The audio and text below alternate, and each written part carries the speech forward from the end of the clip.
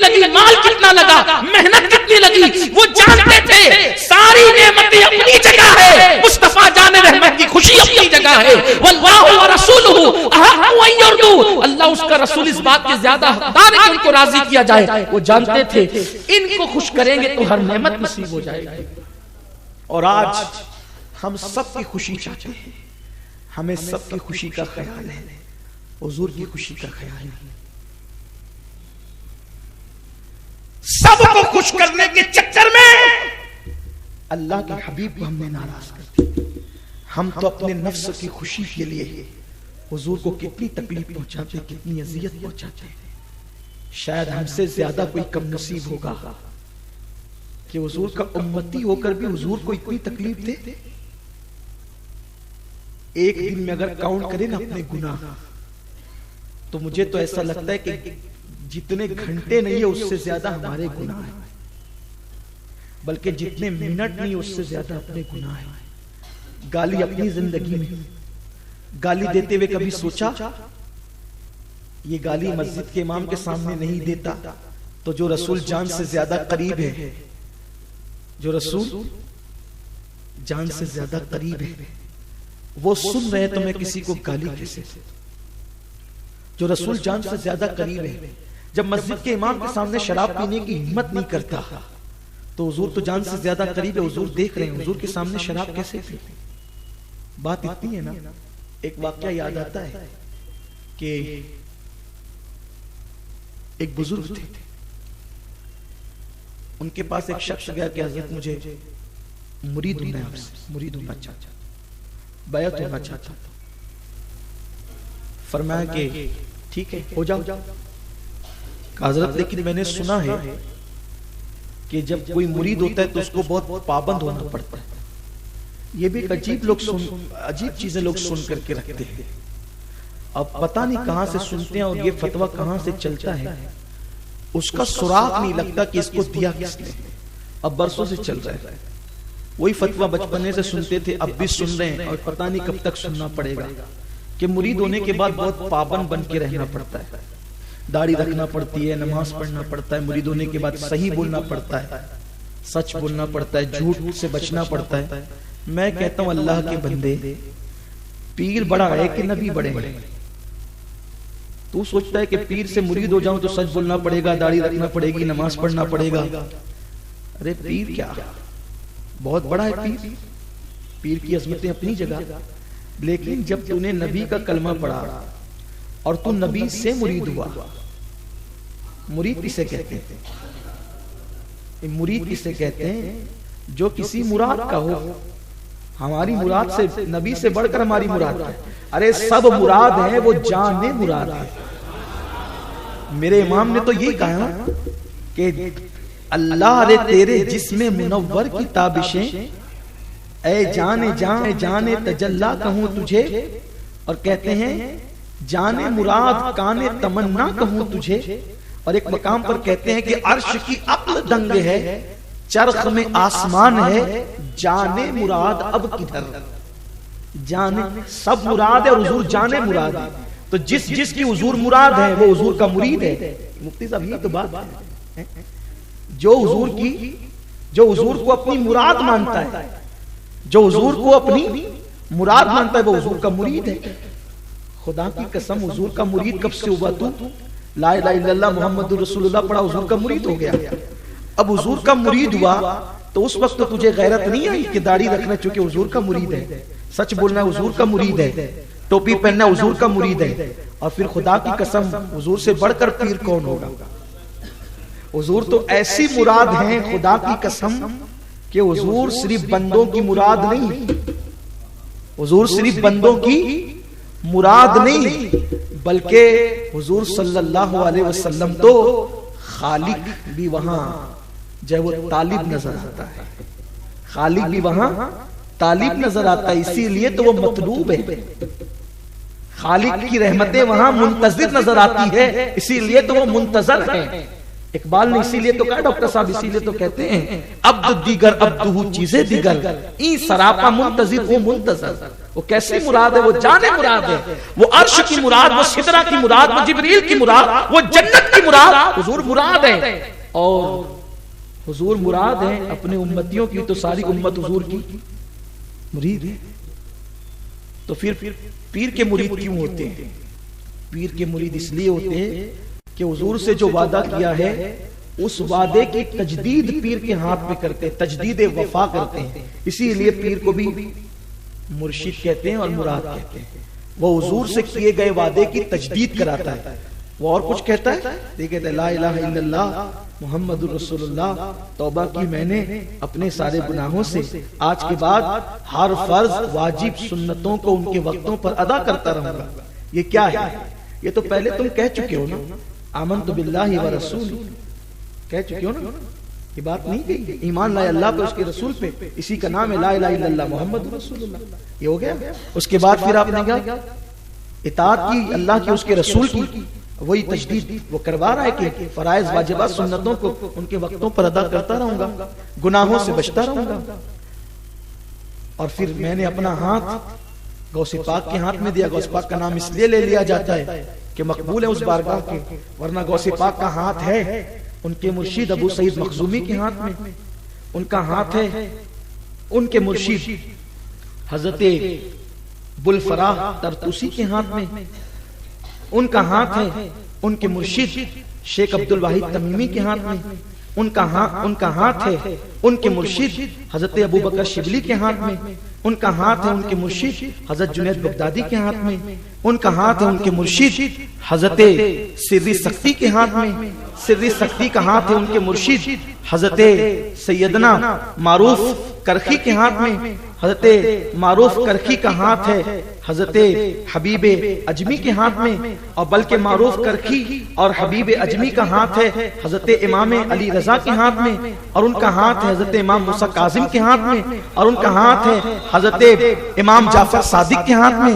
उनका हाथ है हजरत इमाम मोहम्मद बाकिर के हाथ में, और उनका हाथ है हजरत सैयदना इमाम ज़ैनुल आबिदीन के हाथ में, और उनका हाथ है हजरत सैयदना इमाम अर्श मकाम इमाम हुमाम हजरत इमाम अर्श मकाम सैयदना इमाम हुसैन के हाथ में, उनका हाथ है उनके वालिद हजरत मौला अली इमाम अली के हाथ में, और उनका हाथ है हजरत सैयदुल अंबिया कादिरुल मुरसलीन मुहम्मदुर रसूलुल्लाह के हाथ में। उनका नाम लेकर गोया कि हम ये कहते हैं कि अब उनके हाथ में दे दिया तो वहां तक वो पहुंचा देंगे, लेकिन बात तो इतनी है कि तजदीद वफा करते हैं। बाकी मुरीद तो उन्हीं से होना है, मुरीद तो उन्हीं से होना है, पूरी कायनात जिनकी मुरीद है और वो सारी कायनात की मुराद है। पीर तजदीद वफा करता है, वफा की तजदीद का दर्स देता है पीर, बस पीर का काम इतना है। ये बात दिमाग से निकाल दो। हम मुरीद इसलिए नहीं होते कि सच बोलना पड़ेगा, दाढ़ी रखना पड़ेगा, नमाज पढ़ना, नहीं भी मुरीद होंगे तो आपको ये सब करना है क्योंकि आप मुसलमान है। उदखुलू फिस्सिल्म काफा, हत्ता कि अगर ऊँटनी का दूध भी ना पसंद किया, चूंकि महबूब को पी लिया है तो अब तेरी मर्जी उस पर भी नहीं चलनी है। महबूब ने जिस चीज को पी लिया तो उसको नापसंद नहीं कर सकता, अगरचे वो ऊँटनी का दूध हो। अब तेरी तबीयत नहीं चलेगी, अभी की तबीयत चलेगी। और जिन चीजों से दिल दूर भागता हो और वो हुजूर ने पसंद किया हो तो समझ लेना कि दिल के अंदर कोई ना कोई निफाक की बीमारी जरूर है। इसीलिए किसी ने बातों बातों में दस्तरखान पर कह दिया कि मैं कद्दू को पसंद नहीं करता, लौकी को। फारूक आजम ने तलवार उठाई और मैं तुझे कत्ल कर दूंगा। क्यों? क्योंकि तूने उसको नापसंद किया जिसको मेरे महबूब ने पसंद किया। बात सब्जी की नहीं है, बात सब्जी की नहीं है, बात सब्जी की नहीं है, बात महबूब की पसंद की है।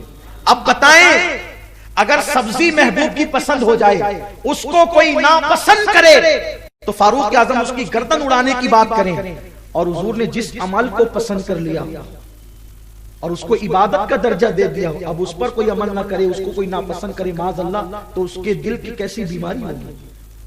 तो ये चीजें लोगों के दिमाग में, क्या मुरीद इसलिए नहीं होते कि दाढ़ी रखना पड़ेगी। मेरे अजीज, तू मुरीद नहीं भी होगा तो तू मुरीद हो चुका है, तू मुरीद हो चुका है। और तू किसका मुरीद हुआ है? इमामुल अंबिया का, सैयदुल अंबिया, हमारे मुर्शिद है हुजूर। और हुजूर का नायब, हुजूर का नायब हमारा मुर्शिद, जो भी आपका मुर्शिद हो, पीर हो। तो उसने कहा, हज़रत मैंने सुना है कि मुरीद होते हैं तो गुनाहों से बचना पड़ता है। अब जो अच्छे मुर्शिद होते हैं ना, फिर वो अच्छी अच्छी बातें करते हैं। जो अच्छे मुर्शिद होते हैं, अच्छी अच्छी बातें करते हैं। तो उन्होंने कहा ठीक है बेटा, तूने जो सुन रखा है वो तेरी जिम्मेदारी है, लेकिन मैंने बात तो इतनी करनी है कि तुझे जब गुनाह करना हो कर लेना, लेकिन शर्त इतनी है मेरे सामने नहीं करना, बस मेरे सामने गुनाह नहीं करना, बाकी तू जान, तेरा काम जान। उसने सोचा इससे अच्छा पीर कौन सा मिल सकता है, इसलिए कि मेरी कौम तो आसानियां ढूंढती है। वहां जाते हैं, रे चल नमाज वहाज कुछ नहीं, तेरा पीर है ना बख्शाने वाला, यार इससे अच्छा तो कुछ नहीं। जबरदस्ती हफ्तावार इज्तिमा में जाते हैं, अमीरुल कादिर डराता रहता है कि जहन्नम में जाएंगे और नमाज छोड़ेंगे तो ये होगा और वो होगा। ये लोग हैं यार कि चल जा, हम हैं और हम है तो फिर टेंशन की जरूरत क्या है, तेरा पीर इस काबिल है। पता चला कि आज जनाब भी जाएंगे जहन्नम में और लेकर आपको भी जाएंगे, हम तो डूबे हैं सनम, तुमको भी ले डूबेंगे वाला मसला है। बहुत जुर्रत है उन लोगों के अंदर, बहुत जुर्रतमंद है, जरी है वो लोग जो कौम को नमाज से रोकते हैं, नमाज का मजाक उड़ाते हैं। नमाज का मुनकिर बिल इत्तिफाक इजमा है कि वो काफिर है, न पढ़े सारी जिंदगी गुनहगार है, फासिक है, लेकिन इनकार कर दे तो काफिर है, बल्कि सारी जिंदगी पढ़े और एक बार इनकार कर दे तो भी काफिर है। तो जब अल्लाह उसके रसूल ने हमें जिस चीज का पाबंद किया, इन्ना सलात कानत अलल मुमिनीना किताबन मौक़ूता, बेशक मोमिनीन पर मुकर्ररा वक्त के साथ नमाज फर्ज है, और नमाज का हुक्म अल्लाह ने कुरान में 700 मकाम पर कमो बेश अता फरमाया है। बुजुर्ग फरमाते हैं कि जो एक वक्त की नमाज छोड़े गोया कि वो 700 मर्तबा अल्लाह की नाफरमानी करता है। एक वक्त की नमाज छोड़ने वाला 700 मर्तबा अल्लाह की नाफरमानी करता है। क्या होगा उन लोगों का अंजाम, क्या होगा? बहरहाल तो कुछ लोग ऐसे छूट देते हैं, अल्लाह उन्हें हिदायत अता फरमाए, और लोग भी उनके पीछे दौड़ते भागते रहते हैं। याद रखना, ये तुम्हारे लिए दुनिया में भी नुकसानदेह आखिरत में। शरीयत का दामन छोड़कर किसी को कुछ नहीं मिल सकता। अव्वल शरीयत है, बाद में सारी चीजें, क्योंकि हुजूर अलैहिस्सलाम शरीयत लाने वाले हुजूर हैं, शरीयत लाने वाले हुजूर है। माअल्लाह अगर शरीयत में कमी होती, हुजूर शरीयत क्यों लाते? शरीयत कामिल और मुकम्मल और अकमल है, उसमें हुस्न है, खूबी है, हर चीज की भलाई है, इसीलिए हुजूर ने शरीयत हमारे सामने पेश किया। लेकिन उनकी बात हिकमत भरी थी। अच्छा, कभी कभी किसी बुजुर्ग की बात में हिकमत होती है, लोग समझ नहीं पाते, उसका उल्टा मतलब निकाल लेते। बुजुर्गों की बात समझने के लिए भी कम से कम कुछ % तो बुजुर्गी चाहिए। बात इतनी है, बात समझे आप? बुजुर्गों की बात थोड़ी मुश्किल सी हो गई ये बात, लेकिन आप समझे उसको। बुजुर्गों की बात समझने के लिए कम से कम थोड़ी बहुत भी तो बुजुर्गी चाहिए। कोई बुजुर्ग ना हो, बुजुर्गों की बात समझ ही नहीं सकता। मतलब क्या? अंग्रेजों की जबान समझने के लिए कुछ तो अंग्रेजी आना चाहिए, तब आप अंग्रेजों की बात समझ सकोगे, है ना? एक मर्तबा एक जगह पर कुछ लोग बैठ करके बुजुर्गों की बातों पे डिस्कस कर रहे थे। फलां वाली ने ये कहा, वो उसने कहा, उसने वो कहा, और खूब उस पे ले दे चल रही थी। एक बुजुर्ग आए, उन्होंने कहा एक काय की आवाज आ रही है, वो कुत्ते भौंक रहे, बिल्लियां चिल्ला रही, कहते क्या है ये कहते क्या है? का कुछ समझ में नहीं आता। कहतेगा का नादानो, ये हकीर और जलील मखलूक है जिसको कुत्ता बिल्ली कहते हैं। जब इनकी कही हुई बातों का मतलब तुम्हें समझ में नहीं आता, तो अल्लाह के वलियों की कही हुई बातों का मतलब तुम्हें समझ में आएगा? क्या बातें करते हो?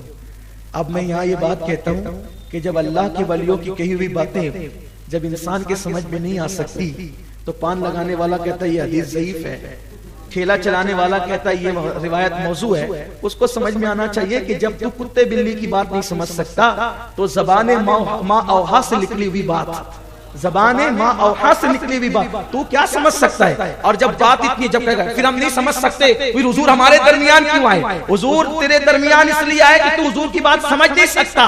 तो हुजूर आए तो तू हुजूर की बात समझ नहीं सकता, लेकिन इसलिए हुजूर ने सिद्दीक को भी पैदा किया, उमर को भी पैदा किया, उस्मान और अली को पैदा किया, साद और सईद को पैदा किया, तलहा और जुबैर को पैदा किया, आयशा, मैमुना, जवेरिया, उम्मे सलमा, ज़ैनब, इन लोगों को पैदा किया। दोस्तों, गरीब नवाज इमाम आज़म, शाफी, मालिक, अहमद, इमाम हनीफ, इनको पैदा किया कि तू नहीं समझता, ये समझते हैं, ये समझ कर फिर तुझे समझाएंगे तो तेरे समझ में आएगा। ठेले वाले तेरे बस की बात नहीं है कि तू हुजूर का कलाम समझे, इसलिए कि जो अरबी बाप से पैदा हुए थे जब हुजूर का कलाम सुनते थे तो कैफियत ये होती थी, फुसहा अरब के बड़े बड़े तेरे आगे क्यों है दबे रचे, कोई जाने मुंह में ज़बान नहीं बल्कि जिस्म में जान नहीं।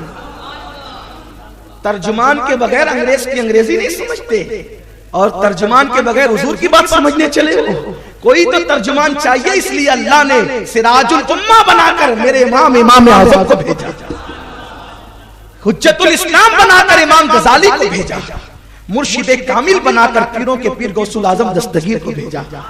तो अब किसी की गैर मुल्की की बात बगैर तर्जुमान की जब समझ में नहीं आएगी और तर्जुमान बीच में होगा तो पूछेगा भाई ये तूने समझी कैसे, तुझे तो इंग्लिश आती नहीं। तो कहा वो तर्जुमान ने समझाई। अब पता चला हदीस आती नहीं, तुझे समझाई किसने?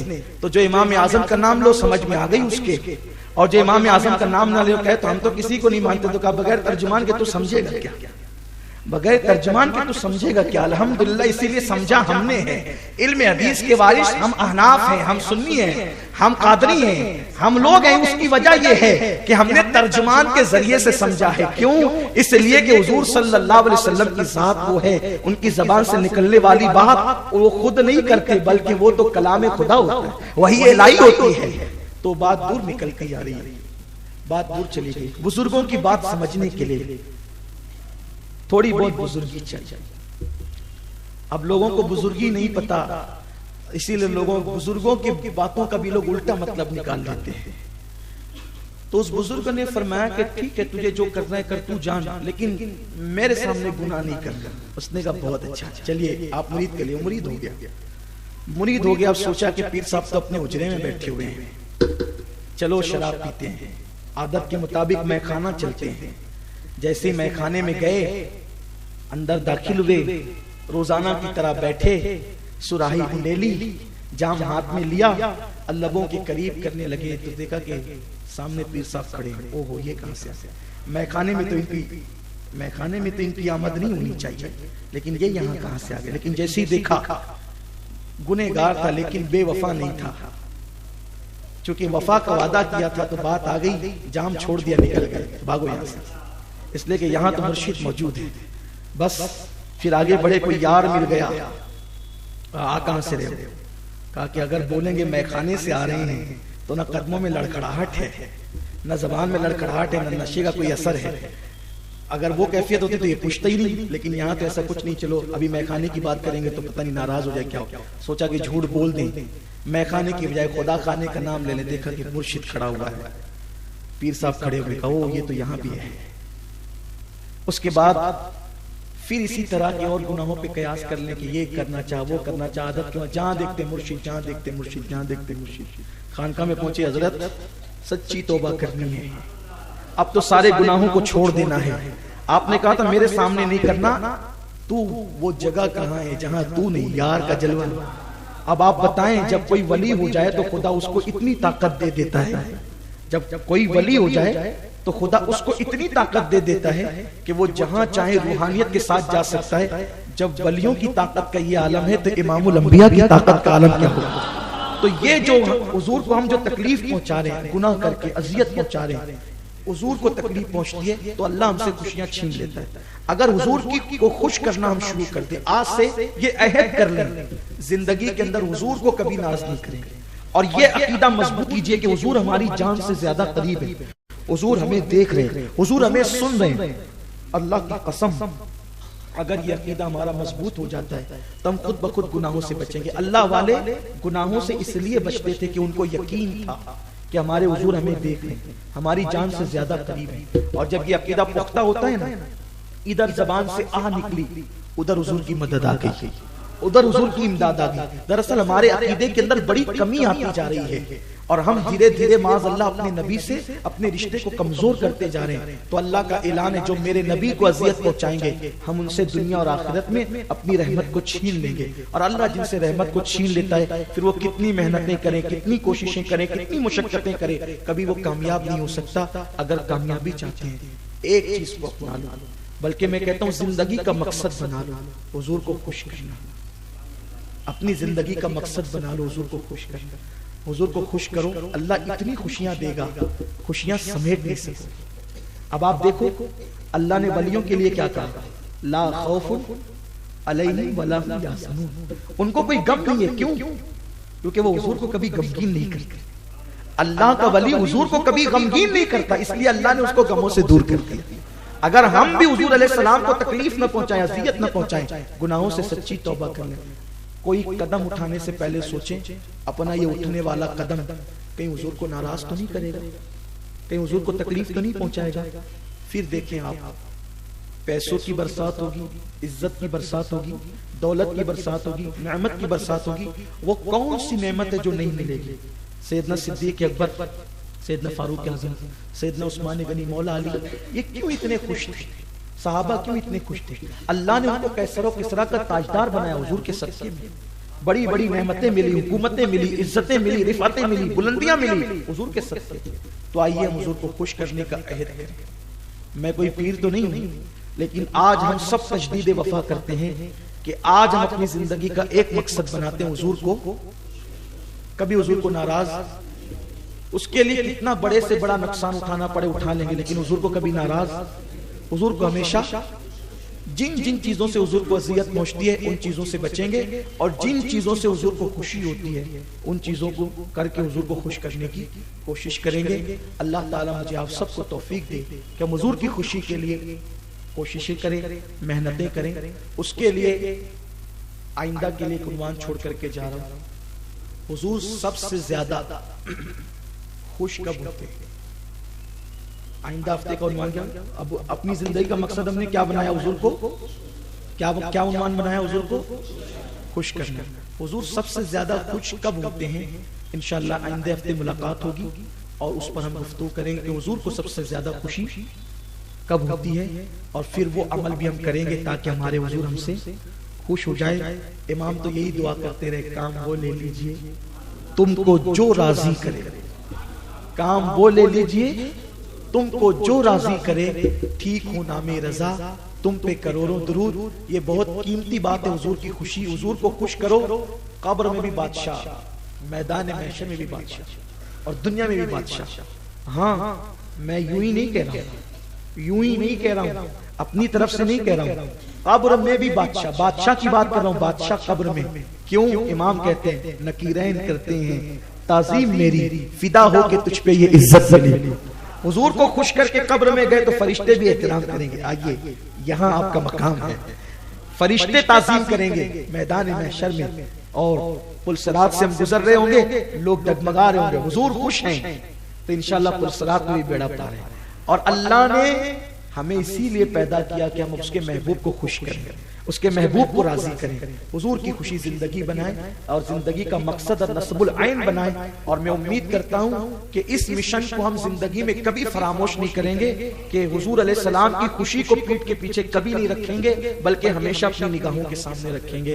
दौरान गुफ्तगू अगर कोई गलती हो तो अल्लाह माफ फरमाए। मैं पिछले जो उन्वान आइंदा हफ्ते कहने वाला हूँ उसको आज ही कह देता, क्योंकि इसी से लग करके वो उन्वान है, लेकिन चूंकि मुझे अभी सफर करना है और गालिबन 5:50 की मेरी ट्रेन पूना से गुलबर्गा शरीफ में कल और परसों इज्तिमा है, तो मुझे वहां के लिए निकलना है और वक्त हो गया है, इसलिए मैं आपसे इजाजत चाहता हूं। और जो अधूरा उन्वान आज का रह गया है उसको हम आइंदा हफ्ते इंशाल्लाह पूरा करेंगे। और आज उन्वान ये कि हुजूर को खुश करें, अपनी जिंदगी का मकसद, और आइंदा हफ्ते हुजूर सबसे ज्यादा किस अमल पे खुश होते हैं, इंशाअल्लाह इस उन्वान के साथ हम आपसे मुलाकात करेंगे। आप अपने दोस्त अहबाब को इज्तिमा की दावत दें, हफ्तावारी इज्तिमा की। अल्लाह ने चाहता आइंदा हफ्ते भी फकीर इज्तिमा में मौजूद रहेगा और आप सबसे इंशाअल्लाह मुलाकात होगी। आप जल्दी आएँ। मैं देख रहा हूँ कि सर्दी के दिन होने के बावजूद भी आप ताखीर से आते हैं। हालांकि 10 बजे मेरा बयान शुरू हो जाएगा इंशाअल्लाह, अल्लाह ने चाहा तो, और 11 बजे हम प्रोग्राम सर्दी की वजह से खत्म कर देंगे। और ये भी आपसे गुजारिश है कि इज्तिमा गाह पर आज से काम शुरू हो चुका है अल्हम्दुलिल्लाह। अल्लाह की तौफीक से हम लोग गए थे और बहुत सारे बिरादरान इस्लाम भी थे, आशिकान रसूल थे, उलमा सादात मुफ्तियान किराम भी थे। इज्तिमा गाह पर काम शुरू हो चुका है। रोजाना असर से काम शुरू होगा और रात 10 से 11 बजे तक काम चलता रहेगा। अल्लाह ने आपको जितनी तौफीक दी है उस तौफीक के मुताबिक आप जरूर बेसुर इज्तिमा गाह पहुंचे, काम करें, मेहनत करें।